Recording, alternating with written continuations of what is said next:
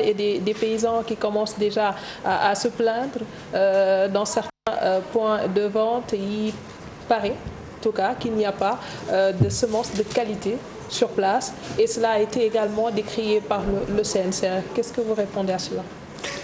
Merci beaucoup. Donc, je dis d'abord bonsoir à tous vos téléspectateurs. Je voulais, avant de commencer, préciser d'abord quel est le processus de la distribution des intrants au Sénégal. Vous vous rappelez peut-être, au mois de mai, nous avons présenté notre programme agricole en Conseil des ministres. Oui. Il a été validé et le président de la République a validé notre budget qui est de 60 milliards. 60 milliards, c'est 20 milliards de plus que l'année dernière. Pourquoi? D'abord, le contexte de la pandémie. Le Sénégal souhaite avoir une sécurité alimentaire dans les meilleurs délais. Donc ce programme, il voudrait qu'on puisse, par exemple, élever notre niveau de production de céréales à plus de 3 millions de tonnes, qui est actuellement à 2 700 000. Garder au moins le même niveau de production d'arachide et, en tout cas, faire en sorte que le Sénégal, post-Covid, soit en Sénégal avec une production agricole abondante. Maintenant, le processus, il se fait comment? Voilà. Le processus, vous avez entendu peut-être au mois de mars, des gens se plaignent en disant que l'an prochain, il n'y aura pas de semences. On est en train de vendre nos graines aux Chinois. Mais nous, au mois de mars, on a convoqué tous les opérateurs. Parce qu'il faut que les gens comprennent quelque chose. L'État du Sénégal ne dispose pas d'engrais. L'État du Sénégal n'a pas cultivé un seul hectare, donc n'a pas d'arachide.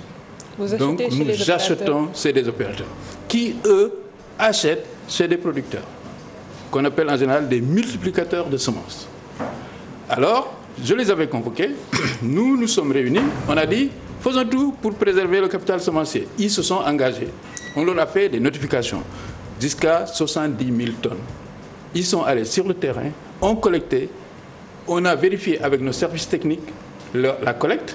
Vous savez, il y a ce qu'on appelle la division des semences du ministère de l'Agriculture qui, en tout cas, certifie les semences que nous donnons. Et qu'est-ce qui explique alors cette mauvaise qualité qui est présente sur certains points? Vous allez un peu trop vite en besogne parce que ce n'est pas parce que quelqu'un a dit, voilà, c'est des semences de mauvaise qualité que c'est de mauvaise qualité. Le CNCR, ce n'est pas n'importe qui, c'est une organisation qui est reconnue. Oui, non.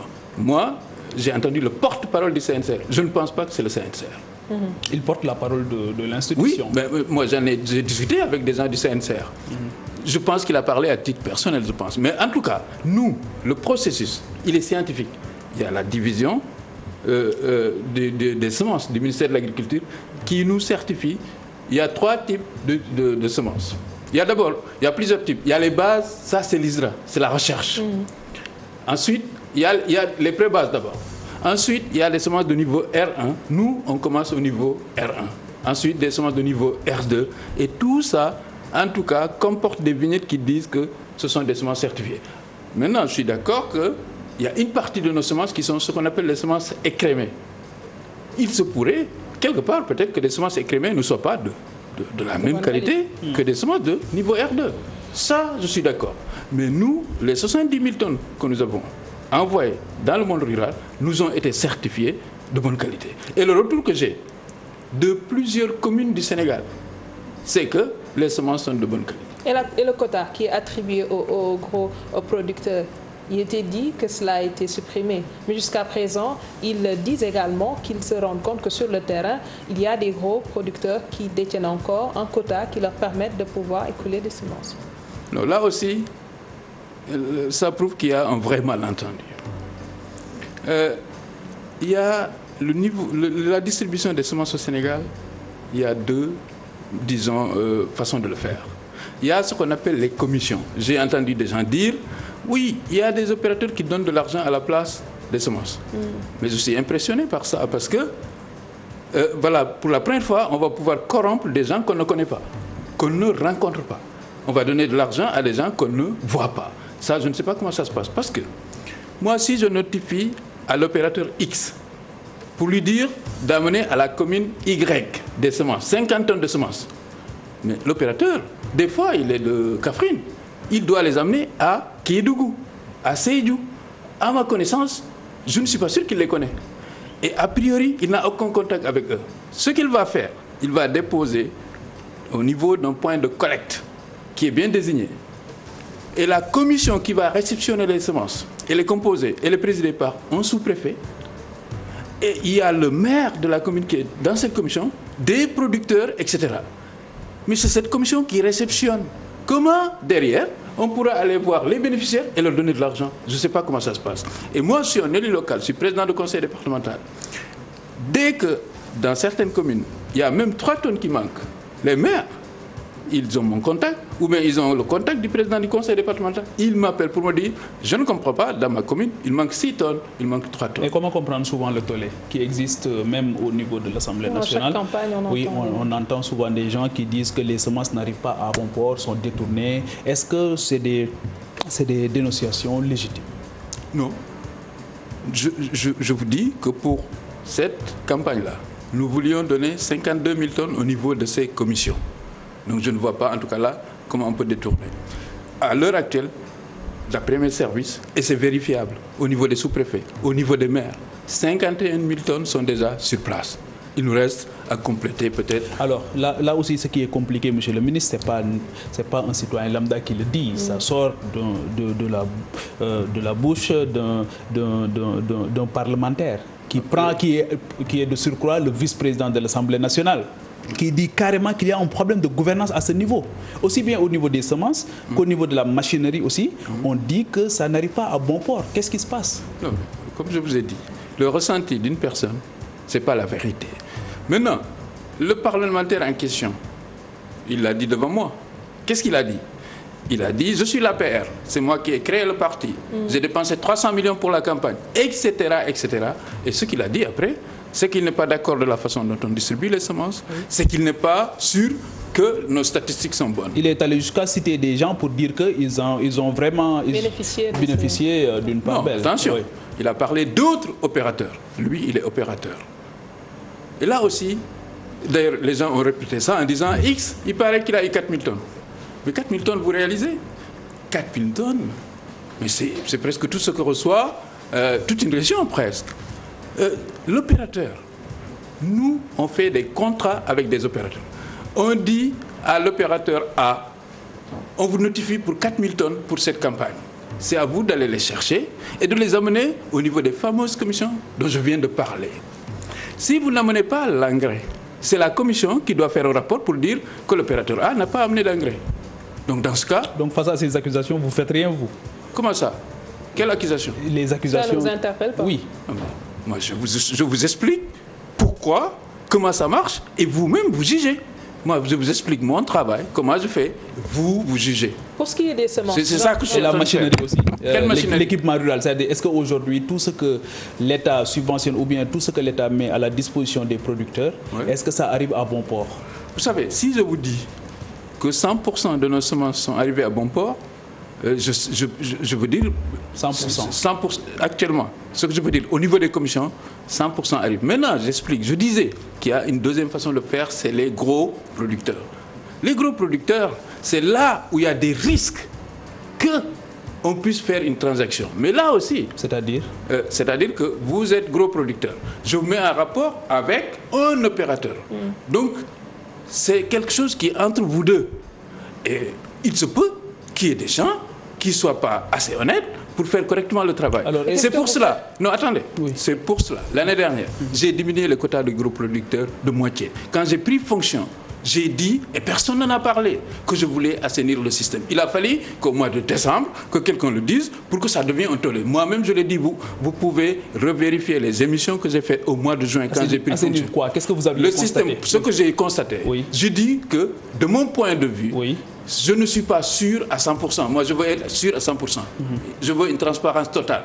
Comme l'opération entre le gros producteur et l'opérateur semencier, c'est une opération en deux individus, je considère que je dois revoir ça. C'est pour cela que j'ai dit que le gros opérateur, d'abord, on ne doit pas, ce n'est pas à moi, a priori, de le désigner. On travaille sur ça. Je veux que... Le statut du gros producteur, qui est gros producteur, exactement. Qui est petit et là producteur. aussi, gros producteur, vous savez, pourquoi je ne l'ai pas éliminé définitivement, malgré la volonté, à un certain moment, d'ailleurs le président en a parlé, parce que le Sénégal nous produisons, par exemple, depuis des décennies. On connaît quand même des gens qui participent de façon sûre et active à la production arachidière au Sénégal. Des gens qui ont des champs... Est-ce qu'il y a un statut? Est-ce qu'aujourd'hui, qui est gros producteur? Un gros producteur, par définition, c'est quelqu'un qui produit beaucoup. C'est une définition basique et bête. Oui, mais... Maintenant, qui le décide? Oui, voilà, qui exactement. Le décide? Voilà, c'est ce que je veux vous expliquer. Oui. J'ai dit, je l'ai répété partout, je voudrais que le gros producteur soit désigné par des techniciens. Je veux que le gros producteur... Les techniciens de votre département? Évidemment. C'est-à-dire que le SDDR, le responsable départemental, je l'ai dit dans plusieurs émissions, je veux que ce soit le SDDR qui me dise que X, dans mon département, est un gros producteur. Est-ce que ce travail a été fait? Maintenant lui, il en assume l'entière responsabilité. Est-ce que ce travail a été fait depuis que vous êtes à la tête de ce département? Est-ce que ce travail a été fait? Vous demandez à tous les DRDR, ils nous ont envoyé des listes de gros producteurs. Malheureusement, d'ailleurs, on ne peut pas satisfaire tous ces gens-là. Et c'est des gens, on peut aller les visiter au mois d'août et on voit que c'est de gros producteurs. Et le gros producteur, que les gens me disent, oui, de petits paysans. Non, la notion de gros, c'est 80% des semences sont envoyées dans les commissions, qui eux-mêmes, sous la supervision du sous-préfet, du maire et d'autres personnes, décident du mode de distribution. Mais dans les gros producteurs, mais ça, personne n'a dit que ça doit être un pauvre. Personne ne doit dire que ça doit être un indigent. Un gros producteur, ça peut être un grand marabout, ça peut être un journaliste, ça peut être quelqu'un qui produit beaucoup. On n'a pas besoin qu'il soit riche ou pauvre. Ça, il faut aussi que ça soit clair. Sauf qu'il faut définir les critères. Deuxième chose, c'est que, attention, on ne lui donne pas des semences. On lui vend des semences. Quel est l'avantage qu'a un gros producteur? Comme il produit beaucoup, vous savez, quand vous allez dans les commissions, la distribution, elle concerne toute la commune, tous les producteurs de la commune. Évidemment, comme l'État, nous ne subventionnons peut-être que la moitié des superficies emblavées au Sénégal. Donc, il y a là-bas une compétition qui est difficile. On a décidé de protéger ceux dont on est sûr qu'ils produisent en leur vendant des quotas à part. Mais le prix est le même. La subvention de quelqu'un qui achète dans les commissions est la même que celui qui achète par la voie des gros producteurs. Donc il n'y a pas de vol de semences, il n'y a rien du tout. C'est pour cela que j'aimerais pédagogiquement qu'on se comprenne. Parce qu'il y a beaucoup de flou. Sur les opérateurs revient très souvent. Qu'est-ce qui empêche aujourd'hui à l'État de faire confiance aux organisations paysannes pour qu'elles s'occupent de reconstituer le capital semencier? Il est possible de le faire et ne pas forcément passer par des opérateurs. Non, attention. Est-ce qu'il est possible de le faire? L'État, les organisations paysannes, si vous leur faites confiance, ils vont devenir nos opérateurs. Hein. C'est pareil. Des organisations paysannes, vous savez, il y a des gens, beaucoup de gens, non, attention, beaucoup de gens critiquent les opérateurs. Un opérateur, c'est un homme d'affaires. Il investit de l'argent. Vous savez, en dehors de cette année, il y a des opérateurs à qui l'État du Sénégal devait de l'argent depuis 3 ans. Le président de la République a décidé de faire un effort important et on a presque épongé toutes les dettes des opérateurs. Mais vous savez, 70 000 tonnes, là, c'est après 13 milliards. Il faudrait que les gens les achètent. Nous, on ne peut pas se permettre. On signe des contrats. Et d'ailleurs, je répète, j'ai annulé 33 agréments d'opérateurs cette année. Pourquoi? Parce que, et d'ailleurs, des fois, je les plains un peu. Parce que on a signé des contrats et moi j'ai mis des dates. J'ai dit à telle date, il faut amener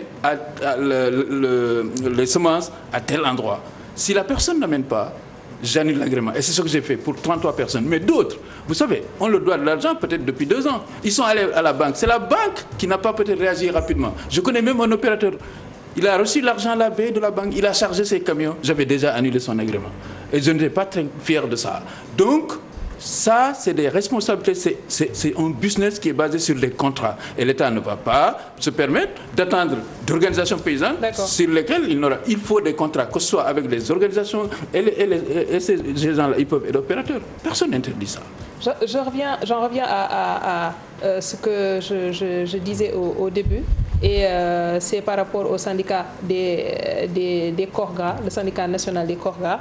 Un élément est passé hier dans le journal. Je l'ai bien suivi. Voilà, où le syndicat récuse le tonnage qui a été publié par rapport à la quantité de production nationale. Est-ce qu'on peut aujourd'hui avoir une idée de ce tonnage-là? Vous savez, la polémique sur les statistiques agricoles, c'est plus vieux que moi. Moi, ce que je dis, c'est la chose suivante. Il y a des gens qui me disent, non, les semences que vous avez données, tout n'est pas arrivé, donc vos statistiques ne sont pas bonnes. C'est n'importe quoi. on ne mesure pas comme ça la production du Sénégal. La production du Sénégal, elle est mesurée par des méthodes statistiques. On a donné des semences, mais peut-être qu'il y a des producteurs qui n'ont pas semé.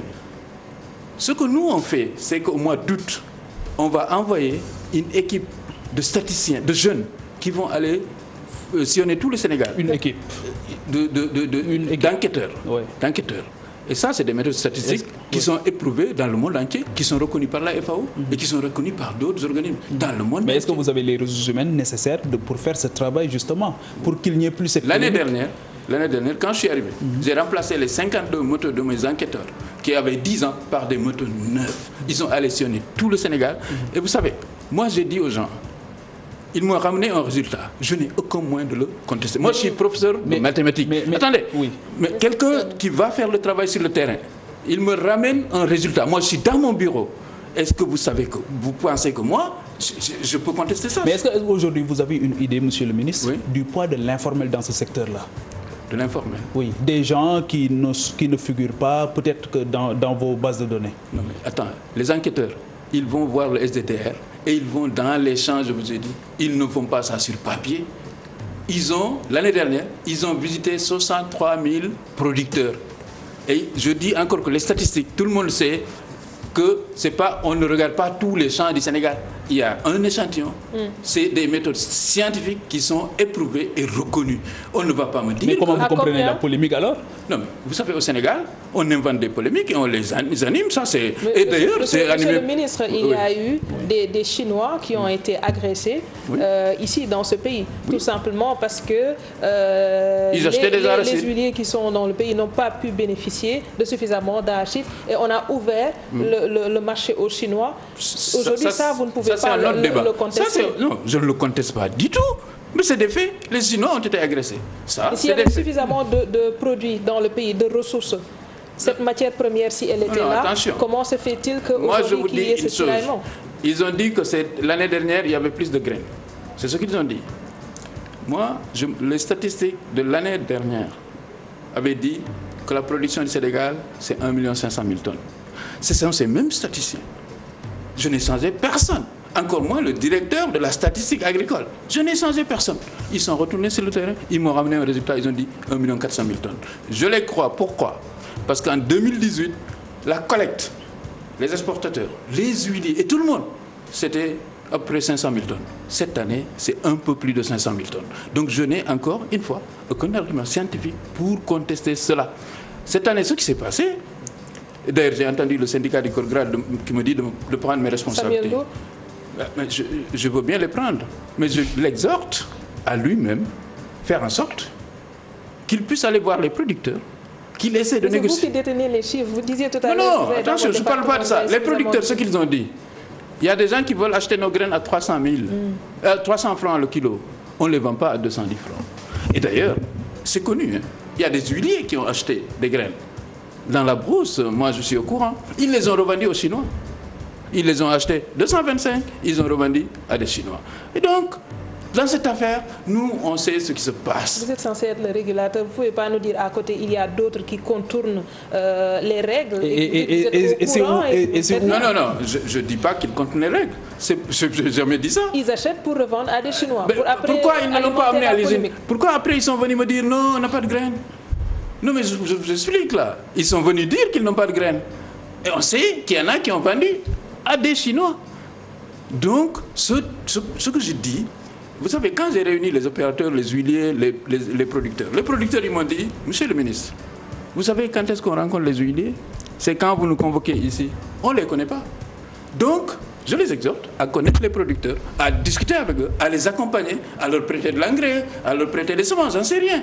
Peut-être qu'ils leur revendront leur arachide. En attendant, c'était la loi du marché. Ce qui s'est passé, c'est que les huiliers, ils ont bénéficié d'une compensation de 33 milliards les 3 dernières années pour acheter de l'arachide. Grosso modo, à chaque fois qu'un huilier avait acheté 3 sacs d'arachide, le 3e, c'est l'État du Sénégal qui l'a acheté. J'ai dit que cette année, j'arrêtais ce processus. Qu'il faut aller acheter les arachides et que l'État ne se mêlerait pas de leur acheter une partie de leur arachide. C'est ça que j'ai dit. Je comprends que ça ne plaise pas. Mais, en tout cas, quand on a une industrie Et c'est à nous de faire qu'elle soit compétitive. Je ne comprends pas pourquoi quelqu'un viendrait dans notre pays, investir dans notre pays. Et quand il doit acheter les arachides, moi, je dois participer à l'achat. Je pense que si tu viens investir dans un pays, c'est que c'est rentable. Donc, il doit faire en sorte que eux-mêmes, ils soient compétitifs, qu'ils achètent des arachides. Nous les encourageons. Les locaux, vous deviez pouvoir les aider pour que les emplois puissent être conservés. Vous savez, de quel emploi parlons-nous? De ceux qui sont employés dans ces usines. Ils sont employés pour décortiquer des graines. On est d'accord. Ils décortiquent des graines, ils font d'autres métiers, etc. Vous savez, les arachides que les Chinois ont exportés ont été décortiqués au Sénégal. Donc l'emploi n'a pas été perdu. Au contraire, il a été dispatché dans tout le Sénégal. Au lieu d'avoir 4 points de collecte, il y en avait à Kédougou, il y en avait à Kolda, il y en avait à Sédhiou, des gens qui décortiquaient, des bonnes femmes qui travaillent. À quel prix? Ça, vous savez, c'est une négociation, mais je ne suis pas sûr qu'ils sont super top payés au niveau des huiliers aussi. Hein. Donc ce que je dis, c'est que quand l'État compense un huilier 1 milliard, ça veut dire que c'est quasiment l'État du Sénégal qui a payé toutes les charges. Je ne pense pas qu'il y a un huilier qui a plus de 1 milliard de charges salariales au Sénégal. Donc c'est ce processus. Moi, je suis pour une industrie. Hein. Il faut d'abord... pour calmer le jeu, je dis que je veux une industrie solide au Sénégal. Nous allons accompagner la Sonacos, la moderniser, la réorganiser pour qu'elle soit le plus compétitive possible. Pour les autres privés, nous souhaitons qu'ils se mettent à jour, qu'ils soient compétitifs, qu'ils puissent acheter des arachides au grand prix de tous les pays. Au-delà des je semences, les encourage. Au-delà des semences aujourd'hui, au-delà de l'arachide, du riz, est-ce qu'aujourd'hui on peut avoir une idée de la politique agricole qu'on a au Sénégal? Est-ce qu'on peut avoir une idée? Est-ce que nous avons une véritable politique agricole au Sénégal qui prend en compte justement toutes les variétés, toute la chaîne de valeur, de la production jusqu'à la commercialisation? Oui, mais là vous m'inquiétez beaucoup quand même parce que durant le premier mandat du président Macky Sall, on a fait le PSE, le plan Sénégal émergent. Il a une déclinaison au niveau de l'agriculture, le PRACAS, le programme d'accélération de la cadence de l'agriculture sénégalaise. Grosso modo, qu'est-ce qu'on a dit? Il nous faut être autosuffisant en riz. Il nous faut une production d'arachide qui dépasse le million. Il nous faut une production horticole. Le Sénégal exporte plus de 100 000 tonnes d'horticulture. À l'arrivée, l'évaluation, qu'est-ce que cela a donné? C'est ce que je suis en train de dire. Le Sénégal exporte plus de 100 000 tonnes de produits horticoles. Ça, c'est un. On était à peu près 30 000 quand Macky Sall est arrivé. Le Sénégal contesté, oui. Vous savez, comme je vous ai dit, c'est facile de venir contester. Non, par contre, ça, c'est incontestable. Il y a des acteurs qui le contestent. Les produits horticoles, c'est incontestable parce qu'il y a le port. Vous pouvez aller au port, vous demandez aux gens combien de tonnes le Sénégal a exporté cette semaine, ils vous diront. Donc ça, c'est incontestable. Ensuite, on a multiplié notre production arachidière par au moins 3. La production de riz, mais je viens de la vallée du Sénégal, ils attendent 300 000 tonnes. Vous savez, avant, en 2014, toute production confondue, y compris jusqu'en Casamance, c'était 300 000. La vallée, ils attendent pour cette saison 300 000 tonnes de paddy. Donc cette production, le monde entier reconnaît que le Sénégal a fait des progrès incroyables dans le domaine de l'agriculture. Monsieur le ministre, j'aimerais juste terminer par ce point avant de nous quitter. C'est le cumul de fonctions qui est décrié vous concernant. Vous l'avez dit, vous êtes le président du conseil départemental de Kolda, oui. Alors que c'est interdit. Vous avez une loi qui dit ça? Des spécialistes des questions de décentralisation nous disent comment est-ce que vous arrivez à faire le cumul d'ailleurs? C'était très clair. Un ministre pouvait être en même temps un maire, mais il ne pouvait pas être un conseil départemental, le président du conseil départemental. Dans l'acte 3, il est dit également que cela n'a pas été changé. Donc pourquoi jusqu'à présent vous êtes toujours le président du conseil départemental? Je ne suis pas un juriste, je suis d'accord. D'abord, quand je voulais être candidat, on m'a dit un DG ne peut pas être. Parce que le président du conseil régional, c'est sur ça qu'on s'était calé. Il avait rang de ministre, il avait son passeport diplomatique, etc. Ce n'est pas le cas du président du conseil départemental. Déjà DG, parce que je pense que si un ministre ne peut pas être, je pense qu'un DG ne peut pas être. Donc je n'ai pas une année d'illégalité, mais 6 ans. Donc ça, il faut revoir. Moi, quand on m'a nommé ministre, moi-même, je me suis posé cette question. Mais quand j'ai voulu, vous pouvez demander à Kolda, j'ai convoqué mes camarades, j'ai dit, peut-être qu'il faut que je lâche le truc. Et quand j'ai parlé par exemple, à ceux qui sont censés organiser ça. Khoureyssi Thiam, quand il a été nommé ministre de l'économie, il était président du conseil régional. Moi, je ne suis pas président de conseil. Dans le gouvernement de Souleymane Ndéné, il avait démissionné. Je vous dis que M. Khoureyssi Thiam n'était pas président du conseil départemental. Il était président du conseil régional.